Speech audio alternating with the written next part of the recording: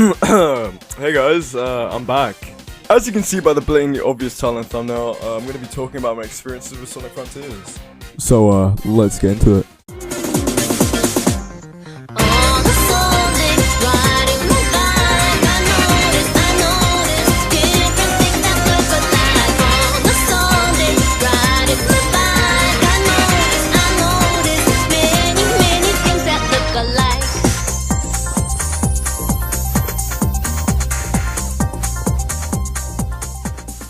So starting off with the first thing I noticed, Sonic controls very differently, but in a good way. It's definitely a very new approach for Sonic from a gameplay perspective. Let me just start off by stating things I noticed which I'm sure lots of people are interested in. The drop dash, my personal favorite move from Sonic's new arsenal. Now this just feels like it was meant for 3D. It just works perfectly in this kind of environment. Achieved by double jumping then holding down the jump button, Sonic will charge up a drop dash, just like how it works in Mania. It'll give Sonic a significant boost of speed when he hits the floor. I can honestly go on about it for the rest of this video, but I will save you the pleasure of finding out when the game releases in November.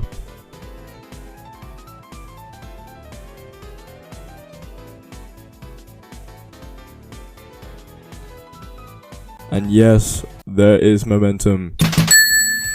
After waiting a whopping 21 years, the bounce is finally back. It doesn't really work the same as it did in SA2, but it's still pretty good to have it back in Sonic's moveset. Now the music is where this game really shines. From the melancholy themes of the Kronos Island to the ear-gasming techno songs in Cyberspace. It's clear to see that the composers work their fucking asses off on this soundtrack, especially in Cyberspace. Personally, I prefer the Cyberspace music. I'm not saying the Chrono songs aren't good, because trust me, they are. But I just enjoy the Cyberworld's music more, especially Sky Sanctuary's vocal track. I'll play a bit now so you can understand where I'm coming from.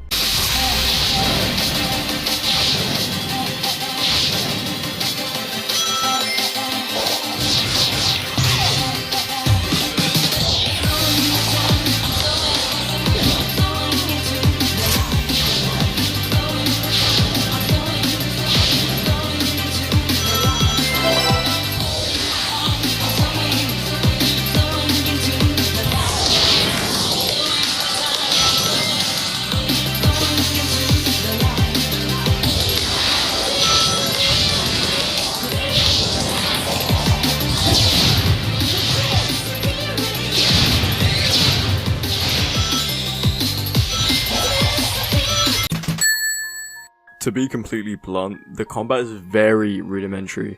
You just simply spam X and occasionally press the bumpers to dodge, which is only used when fighting certain mini-bosses. And yes, I'm aware that the demo doesn't have every combat ability unlocked. Hopefully obtaining more will make the combat more diverse. Sonic's turning has had a drastic upgrade since Forces. His turning now feels fluent, smooth, and just improved in every single way, leading to riveting, high-speed gameplay with quick maneuvers that won't have you bumping into walls or Sonic being straight aside in other directions, unlike another 3D Boost game. As I've already stated, the music in Cyberspace is phenomenal, but that's kinda where it shines. Like, Cyberspace isn't bad or anything. If anything, it's a nice callback to previous Boost titles, but the level design is extremely basic, and the levels are way too short. And the asset reuse doesn't help either.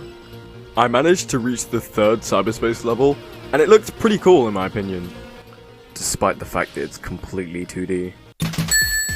The mini-bosses were pretty cool and unique as a whole, but they were just excruciatingly easy to beat, even on hard mode.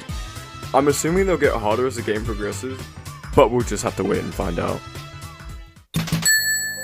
The graphics somehow looked even better in real life than in any of the trailers and gameplay. I was honestly blown away with how good the visuals were in the open world in Cyberspace. Like, I played it on PC and I'm not sure what the specs were, but they were phenomenal. I just loved it. I can't wait to see how the other islands will look. Overall, I'd give my experience an 8 out of 10. The demo was honestly amazing and I'm so glad I had the chance to play it. I can't wait till the game is actually out, because I feel like this is what Sonic needed, and I really hope this game doesn't flop, because it's been 5 years since the last 3D Sonic game, and it literally sucks so bad! Hell, Sega, please let this be a good game, I'm begging!